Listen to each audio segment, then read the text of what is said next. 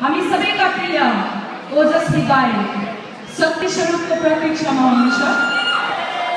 माग्ने बुढाको प्रस्तुति हेर्नको लागि आतुर हुनुहुन्छ। मैले भन्छु प्रतीक्षाको फल मिठो हुन्छ। एकैछिन प्रतीक्षा गर्नुहोस्, हामी तपाईँ सबैलाई मिठो मिठो फल खुवाउनेछौँ। यस कार्यक्रमलाई सफल बनाउनको लागि सपोर्ट गर्नुहुने मुख्य प्रायोजक, सह प्रायोजक, सम्पूर्ण प्रायोजकहरूलाई धेरै धेरै धन्यवाद दिन्छौँ। जहाँ विभिन्न संस्थाहरू, विभिन्न व्यक्तिहरूले यो कार्यक्रम सफल बनाउनको लागि सहयोग दान गर्नुभएको छ। एकपटक ती दानी हातहरूको लागि, ती सहयोगी हातहरूको लागि तपाईँको तर्फबाट ताली बजाएर धन्यवाद ज्ञापन गर्नुहोस्। Thank you. जो दानी हुन्छ त्यसलाई कहिले हानि हुँदैन, हो कि होइन महेन्द्र सर? अघि आई लभ यू भन्दै त ठाउँको ठाउँ थरै हुनुभयो नि।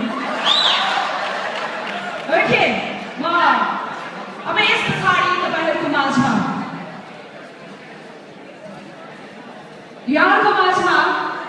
जो एउटा यस्तो व्यक्ति जसले गीत मात्रै गाउनु हुँदैन, आफूले गाउने गजलहरू आफैले कोर्नुहुन्छ, राम्रो